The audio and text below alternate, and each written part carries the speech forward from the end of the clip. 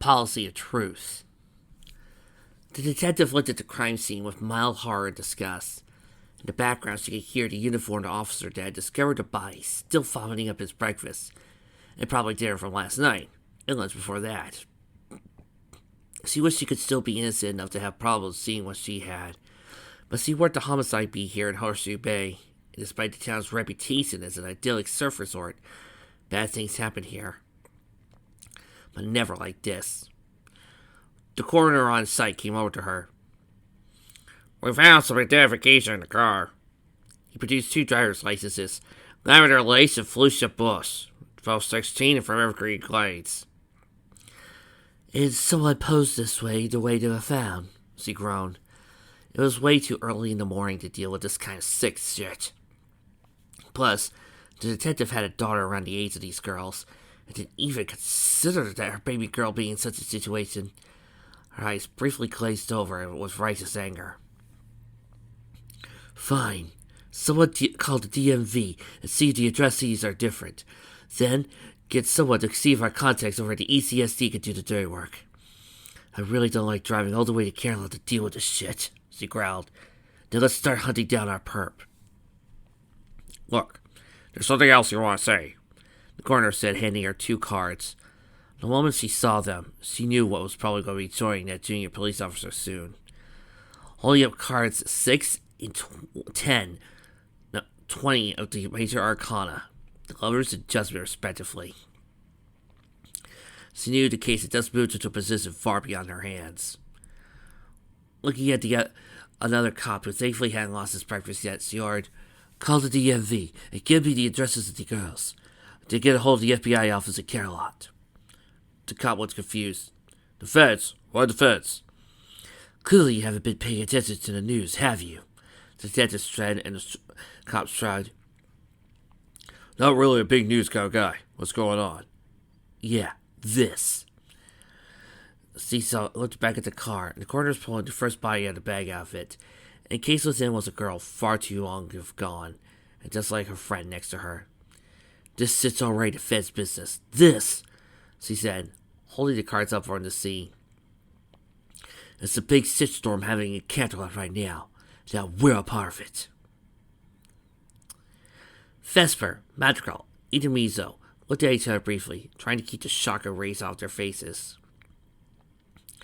Currently, they were seated at a conference table with the rest of the surviving officers and senior enlisted. Standing present was now Commander Lieutenant Cassian Guriaton, the new executive officer of the Sirens. Katana Blast, of course, was not present. "Look," Gutierrez said, looking at the faces of those assembled. "I know this is sucking. We always expect to go out in a blaze of glory. But that didn't happen to 2 of us last night. Now we lost our executive and medical officers in one fell swoop. It's embarrassing enough for civilians to die in a car accident, but..." Gutierrez leaned on the table. "There was an accident last night on the freeway. We have our people looking into it. It was confirmed that Rhapsody Blue and Healing Ravine were killed just south of Sunnytown while on a mission for the captain. In the interim, the captain has asked me to take position of XO, and even though it meant a promotion, I'd rather have Commander Blue and Lieutenant Commander Ravine back. But we're getting ready to ramp up a major operation. We don't have the luxury of mourning." Gutierrez turned to Vesper and Demiso. "I'm sorry for your loss. And we'll have time to grieve, but right now I need you 2 on your best." "Roger that, Sion." Demiso forced herself in an even tone. "I got your back, XO," Vesper said, preventing herself from lashing out to pretend her sister's spot. "Thank you. Meanwhile, Acting Sub-Lieutenant Lullaby Cross will be promoted to Sub-Lieutenant and will take over from Med. With that in mind, my understanding is our personnel need to be in better shape for our next operation. Lieutenant Cross, I want you to schedule mental exams and inoculation batteries with all our personnel, and I want it done by tomorrow evening." Lieutenant Cross nodded. "Yes, ma'am." "Now, are there any other personnel out of bounds at the moment?" Gutierrez asked. The Advocacy Operations officer stood up. "Currently on assignment are Petty Officers Elderberry Wine, Sunnyside, and Evergreen Pine for Team 4. Additionally, we have 1 team out on Liberty. Team 1 Seaman Adagio Dazzle, Aria Blaze, and Sonata Dusk, the duty says. Petty Officer Wine was assigned as a intelligence mission with the other two as backup. They should be reporting back later tonight, the Team 4 officer answered. And the seaman? Before anyone could speak up, Magical caught her attention. I had signed them for a supply run, XL. They're not supply personnel intel, Quintard stated. Care to explain? Yes. With most of our supply personnel's casualties from the CSIS attack 2 days ago, our logistics capabilities have been severely damaged. As they were already out on Liberty at the time, I contacted them, canceled their Liberty status, and sent them the last supply order we had. Given that we're running out of a few things we'll need in the future, it felt more prudent to send them out immediately than to bring them back and waste time we don't have. Sounds bad. When are they due back? They should be back in a few more days. They had to go all the way down to Chico and Colton to get the necessary gear. Gridiron frowned. That's good enough. I want them back within 2 days, whatever supplies they have on hand, whether they completed their task or not. So he looked at the rest of them, while a junior-ranked siren set soldiers down in front of those present. Listen up. The captain has some big plans in order, and they're going to be making a huge box soon, thanks to our benefactor. In front of you, there's a packet containing all the information you need for this next major operation, which we're calling Entamusa. The captain and Prince Divine believe that this will bring us closer to our final goal. From there, we can finally begin our assault on CSIS proper, but only if the plan to succeed. Madrigal fought to keep this shock off her face as she opened the folder and looked at its contents. This was not the Entamusa they found earlier. From the description of this version, the whole operation was a raid on the local National Guard armory, with the intent to steal their weapons, as well as to raid a couple of the local foster homes for potential candidates. It was believable, after all. They'd certainly done this before in the history of Sirens, but it was blatantly obvious this wasn't the case. Either the Entamusa that had been uncovered was a red herring, and the plan was both too large and too detailed to be such a thing, or this was to weed out who was on Katana's side and who still remained free in their will contact. She stole a quick glance at the Entamusa of Vesper. Though they were just as surprised, the briefest of looks to the friend and fellow conspirator. The three of them would meet up later in the day to discuss this, as well as the information she managed to glean from the computer systems. Madrigal was good at information warfare. She knew certain tricks to get into the systems without being detected. What she found only supported what Rhapsody had known, what Rhapsody had given her life for. The Katana had turned traitor, and the whole world would burn in her and the prince's hands unless they were stopped. As the meeting adjourned, Madrigal gave her partners a look. It was time to discuss things. It was time to find out who their friends were and who they weren't. Unfortunately, the latter was becoming all too clear. Back with Spike. Twilight? Spike asked as he looked at Sunset's room, saw Twilight rifling through her sister's desk. What are you looking for? Twilight soldiered up from what she was doing. Well, Spike's eyes narrowed. Are you trying to do something to Sunny's desk? Yes, Twilight stammered. He waved it off. Oh, okay. But if you're gonna play a joke on her, you need to be more, discreet. Discreet, Twilight corrected. The word's pronounced discreet. Oh, right, good. Anyway, you have fun with your prank. I'm gonna get me the high score on Mortal Kombat. You're not supposed to play that game, Spike. The look of an innocent angel, or guilty as hell child, came across his face. Well, I could tell Sunny what you're doing. Fine, but if you have nightmares, don't come running to me. Ignoring her little brother further, she decided to keep looking into her sister's desk. Granted, it was a violation of Sunset's privacy, but whatever Octavia had to say last night, and Sunset's your refusal to talk about the strange letter in Twilight's handwriting, Twilight couldn't help but do this. Sure, she'd probably get in trouble if her parents found out, and if Sunset found out, she would be in hot water for sure. But this was something she had to know. She was never one for secrets, being kept even when it came to her, that went double when it came to her family. Even still, Sunny's my sister. A thought came over to the girl's mind. Well, technically, she's not my sister yet. Still, that's pure sophistry, but I have to do this. She did feel bad, however. If her sister had come clean, Twilight wouldn't have felt compelled to do this. After a few minutes of digging, she finally found what she was looking for, and her heart sank. Several letters from her to Sunset, all of them in her very precisely accurate handwriting, but with Byzantine references and confusing comments. King Crusaders? That's from that kid show with the horses, right? I think I heard Spike mention that once. But what the hell is a cute Sierra? And a Timberwolf is just a northern gray wolf, not a monster made out of wood. But that wasn't the weirdest thing. There were also letters from Miss Celestia, presumably done in her handwriting, but also with the same bizarre themes. Princess Luna? Miss Celestia would never call her sister a princess unless it was in jest. In princess cadence? Sure, I think of Katie practically like one since she's my big sister and all, but still. There were stranger things still. References to Rainbow as a Pegasus and a weather coordinator. Final Scratch living in Plainfield when she moved to Detroit. If Twilight recalled correctly, is shining as the ruling prince of the Crystal Empire along with Cadence? Shouldn't an empire have a ruling emperor? That's what I keep saying, but I remember what age range this show's made. Twilight left the room with letters in hand, deeply troubled, not knowing what to say. However, she did know the first person who to talk about this. While in the past it would have been Octavia, given her current issues, she was not being left alone to her devices at the moment. Right now she was with Twilight's mother at her workplace. Sure, annoying given that Octavia was a teenager, ostensibly able to take care of herself. Right now didn't seem to be the case.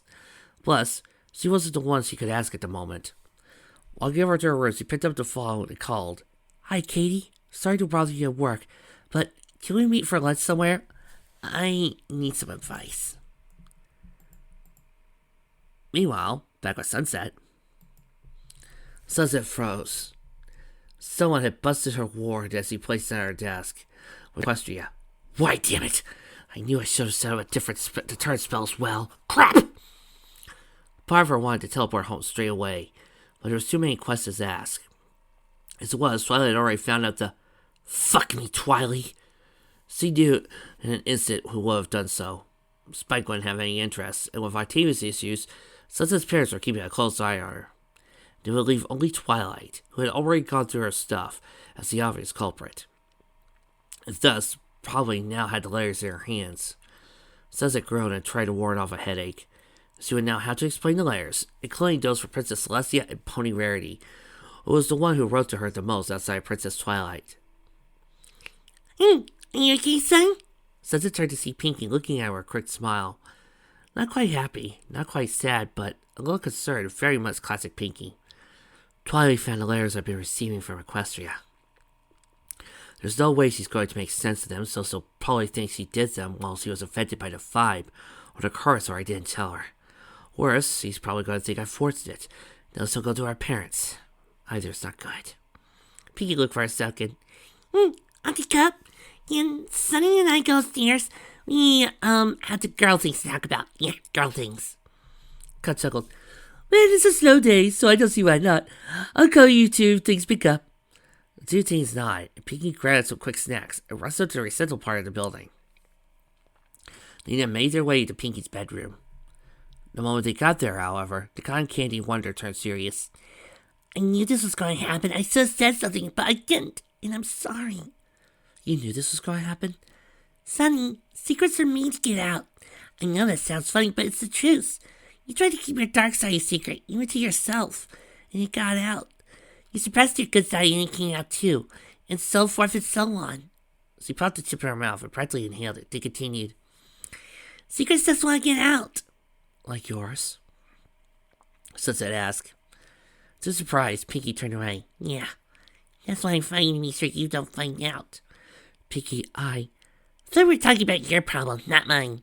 Sunset piped down. Pinkie continued. I know it's hard, Sonny, but I think it's time you tell your family. They love you. They believe in you. And I'll be with you every step of the way. And I know they'll be there too. Oatmeal. Are you crazy? Sunset cried.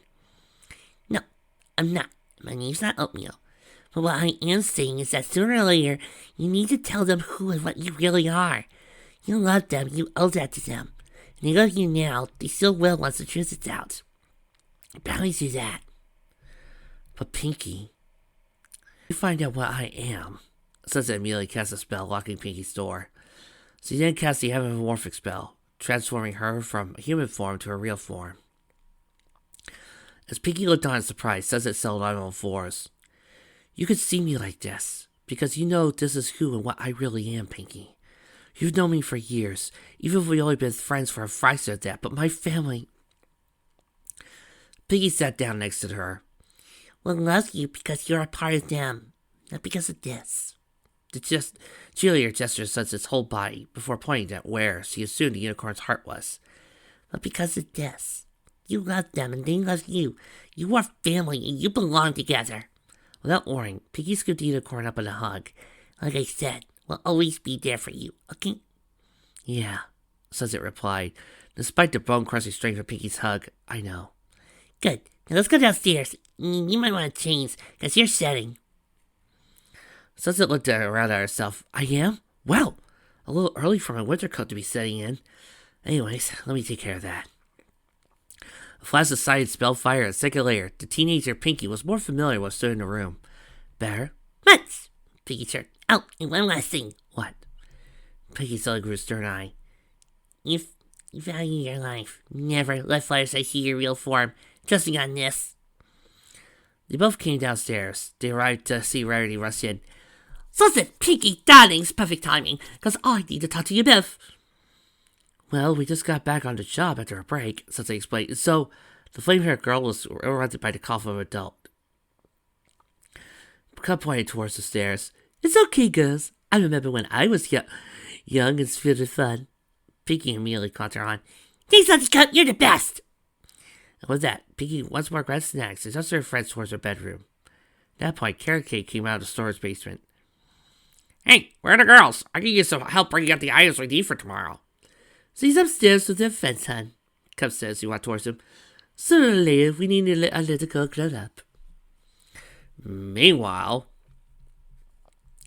Buntingville was a small village southeast of Ponyville, a couple hours away from Caroline, and as a sleeping farming town with no interests or deals with the metropolis dozens of miles to the west.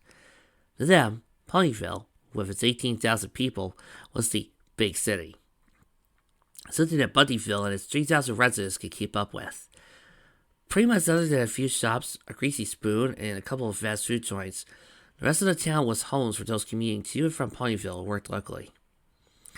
The local Courier Grouse, the Buntingville Inn, was nothing home to write about. It was comfy and cozy, a place for locals to kick back and unwind while drinking bitter coffee and chowing down on raining eggs, starchy house browns, and greasy bacon and sausage.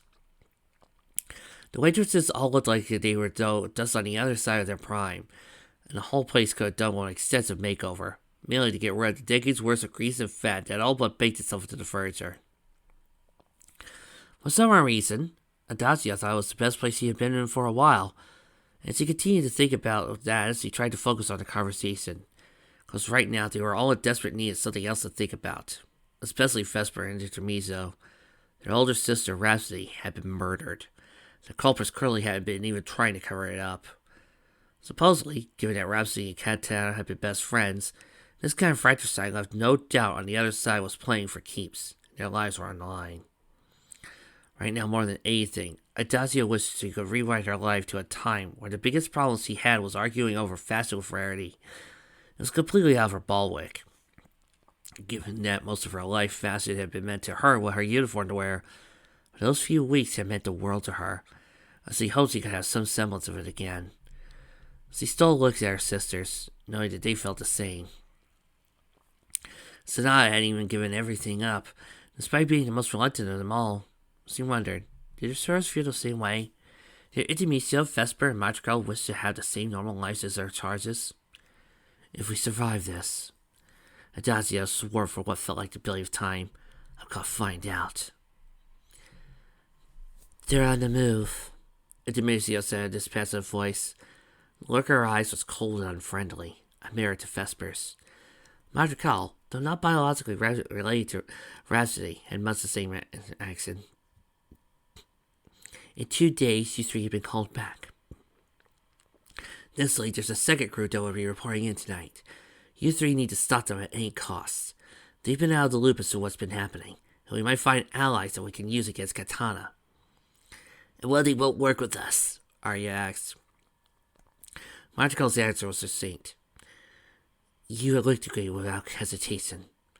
The three teens looked warily at their elder, and she nodded sadly. This is what it's come to, Sisterhood versus itself, because all of our leader went rogue. If the Admiral was still alive, he'd be hurt dismayed of what would become girls. But the targets have changed. I don't know what her game plan is anymore, but I'm betting it just won't stop at CSI HQ. Assuming it's still that, Vesper grunted. Whatever information do we have? Sanada asked. Intermezzo handed her a key. This is a copy of what Rhapsody was able to obtain before they killed her. We were able to uncover the real plots against Musa, but there are 2 other files on there we haven't been able to break. I'm worried it might be something worse than Musa. Like what? Oh, like a plan to assassinate the Prime Minister or something worse. Do you really need to think about that? Radical asked. Katana and her boyfriend aren't likely to stop at CSIS HQ. They're probably going to continue beyond Ottawa. I don't know what their game plan is, but I don't need to. She's bad news, and she's betrayed the Sisterhood, and using fellow Cyrus to do it. Do you need to know more? The 3 younger Cyrus shook their heads, and Madrigal nodded grimly. Okay, we need to go back before we're missed. After tonight, they'll probably report you AWOL, so you'll definitely have to be on your toes. Be our guards at all times, and we'll contact you. Assuming you don't hear us after 24 hours, you're on your own. Does that mean you'll want to assume the attack? Adazio asked. Intermediate looked at her petite sore. The look between worry and concern came over her face. No, I want you to survive, Daji. So I'm not going to tell you to run away. You do what you 3 need to do to survive. But if anything of what we heard of Antimus is true, surviving's going to be a relative thing. Meanwhile, back with Katie. Kean looked over the layers. Are these all of them? All of them I could find, Twilight admitted. Then she looked at Kane's disapproving look. Okay, I know I shouldn't have gone through her stuff, Katie, but you have to admit, this is strange. Have you asked what this is about? Twilight shook her head in response, and Kane sighed. Well, I have to admit, this is odd. I'm sure there's a reasonable explanation for this. Reasonable? That's my handwriting, but none of it makes sense! Twilight gasped. Actually, if it's what I think it is, it does, Kane said. Back when Shiny and I were attending CHS, my aunt had an assignment she taught in her class. What you did was that you took the people you knew and imagined them as fancy characters. I remember writing a letter that made my trig teacher look like the Lord Barleycorn, Black Knight of the Land, or something like that. The older girl folded the papers and gave them back to Twilight. I'm guessing these are left over from that assignment. But my handwriting! Twilight, yes. I know you don't have the most legible handwriting in the world, and yes, it's hard to mimic. Yeah, I know! The letter from Princess Celestia that you showed me looked like a dead ringer for Aunt Tia's. But you have to remember, Sunny came from a shady past. But once she's ashamed of now, and I don't doubt my aunt knows about the letters. Sunny would have to turn in the assignment after all. But I can also see why she wouldn't show anyone. Why not? Because of the reaction you had, Twilight. The other girl had the grace to look incredibly embarrassed at that point. Keynes looked at her with sympathy.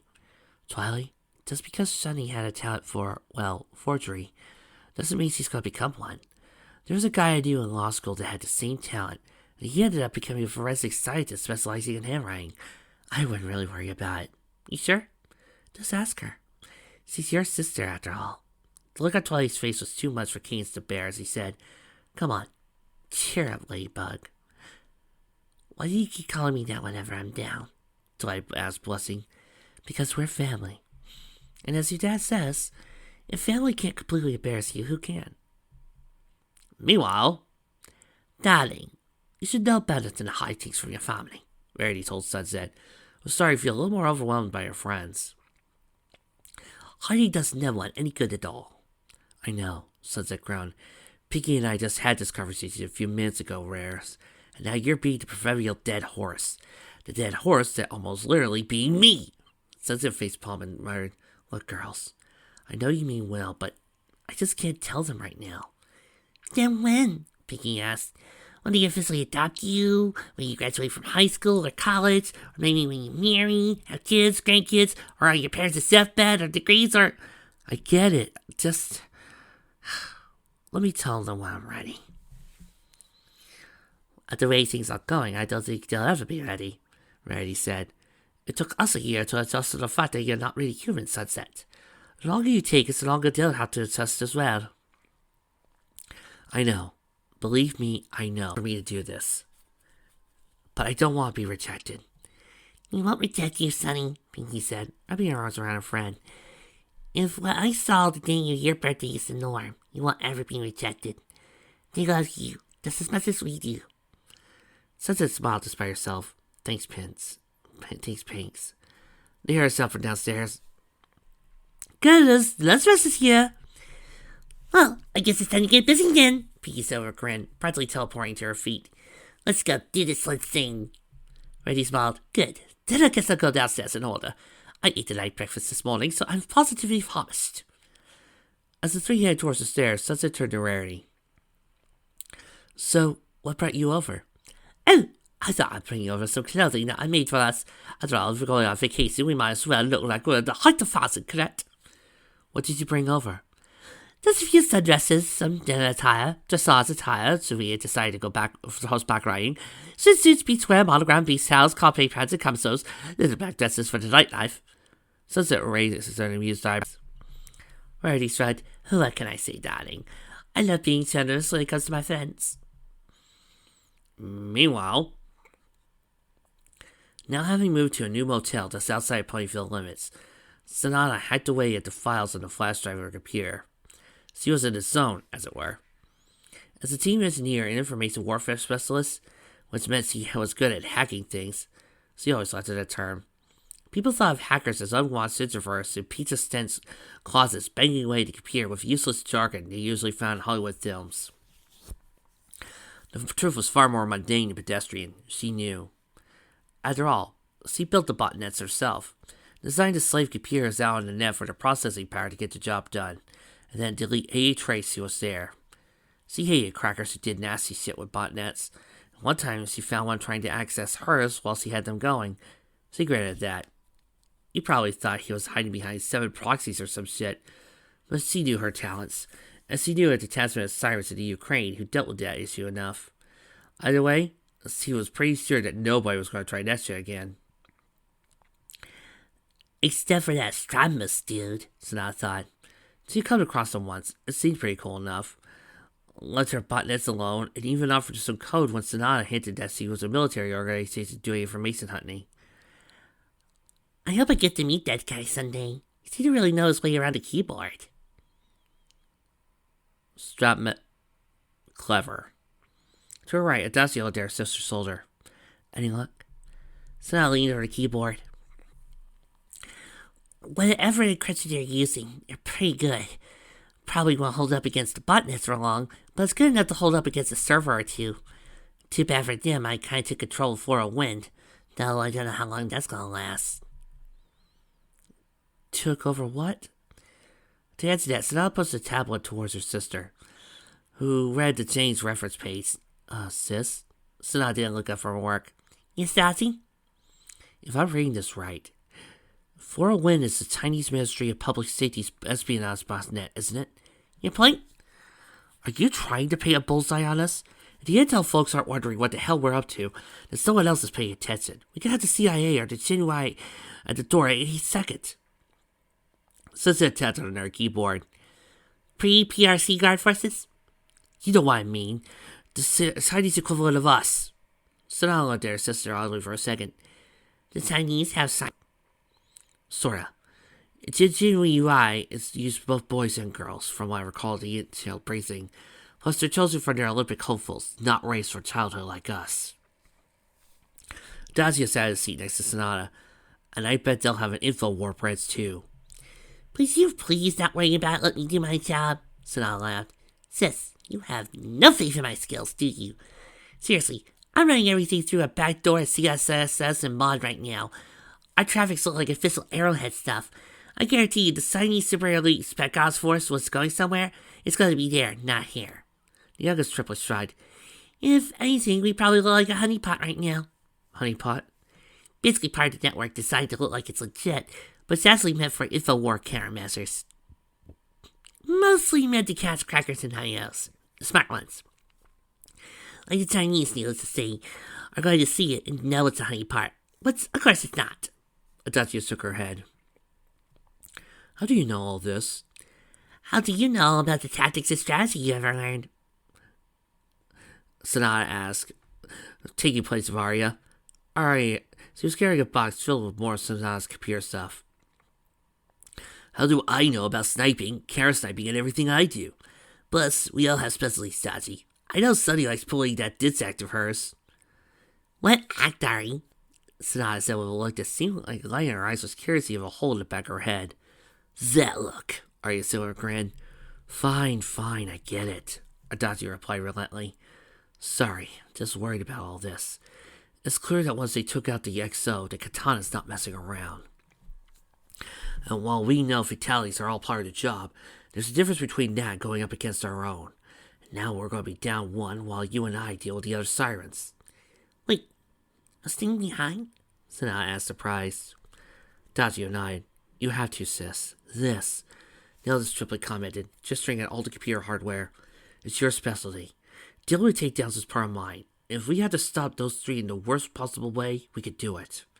She turned to Arya. Get your best gear. Be prepared for the worst. We'll leave this afternoon, and we're going to deal with this one way or another. Got it, Arya replied, setting the box down to Sanada and going over to where she kept her gear. The trio slowly got ready for their operation. Arya already heard in Adagio's guns, while Sanada continued her assault on the file and its contents. As for Adagio, she spread out 7 maps on her bed and started to look over them, as if memorizing every nook and cranny. The trio fell into their comfortable roles, none speaking to another, but each enjoying their sister's company. Such the way things were between the 3 siblings, well, they probably always will be. It will continue on their path. Finally, as the sun began to set, Adagio said, Okay, Ari, time to get going. I'll meet you at the car, okay? Adagio grabbed a rifle case and converted luggage case to carry the rest of the equipment and nodded, Don't take too long, okay? Arya turned around to see Adagio go over and see Sanada. The younger triplet agreed, and both hugged. Adagio soon assumed Arya as he went to the car. So, what did you tell her? Arya asked as he threw the weapon case on the back. Don't worry about it. Adagio replied, Seriously, what did you tell her? The middle triplet asked as he got into the passenger seat and buckled up. Adagio got into the driver's seat, but instead of buckling up and starting the car, she leaned against the steering wheel looking completely drained. Not just physical exhaustion, but mental and emotional as well. Dachi? Arya requested again, her voice gentler. Dachi continued to sit there, silent as stone, and it worried Arya. Sis, please, what did you tell her? Dachi's voice was almost like a whisper. I told Sunny if we didn't survive this, that her final orders were to get that file to the American government, to run far away where nobody would find her, and to remember us. Arya guessed. Dachi, you didn't! The older triplet turned to look at the younger, and our face was a heartbroken look. I said it earlier.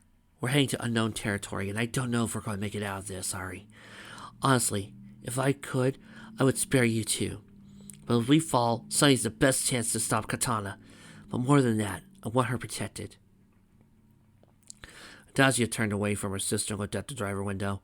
She's our baby sister, Ari. If one of us has to survive, it has to be her. Sis, this isn't easy for me, okay? Adagio looked at Ari, and there was a worry and edge of fear in her eyes. I never thought I was going to be risking your lives. I mean, yeah, I know what we do for a living. Yes, all 3 of us have been known to have been thrown to the wolves time and again. But this time it's me ordering us to do it. Hey, we took out assassins in that old pizza place. We can certainly handle it. That was different! Adagio shouted, and Arya backed up in surprise. I was stupid then, Adagio said in a smaller voice. So easily willing to do the job, I didn't think of the long-term costs. The 3 of us barely survived a building being dropped on us, and we just shrugged it off. Because we were trained to do that. Arya argued. Because I nearly lost 2 people I loved because we were being hunted. She fell back in the seat. God, I know how Sunny feels now. When Arya looked at her oddly, the older sergeant said, Apparently earlier in the year, Twilight had some issues to the point she tried to commit suicide. Arya's eyes widened. That does not sound like Twilight. I know, but she confirmed it. Anyway, Sunny practically lost her mind trying to make sure her sister was okay. She said at the end of it, she was more afraid of what would happen to Twilight than anything else. Said like Sunny went through an ordeal and a half trying to bring Twilight back from the brink of whatever happened. But she didn't tell me anything more. Dazio reached over and turned the key, starting the car. Anyway, that's how I feel right. I want to protect you both, but I can't. As they departed the parking lot, Arya said, I know, sis. We've probably been through this a billion times. Since we stupidly agreed to that one last thing, none of us expected to be over our heads. Now we are. Things are changing. Let's get through this and we'll be in charge of our own lives. Let's let our three and our swords. Then we can laugh about this a decade from now. Arya put her arms back and said, One thing at a time, sis. Right now, let's listen to our set the other team. Do what we have to. We'll figure out what next. Adagio chuckled. How did you get so wise? Arya smiled. I have my elder sister to thank, of course.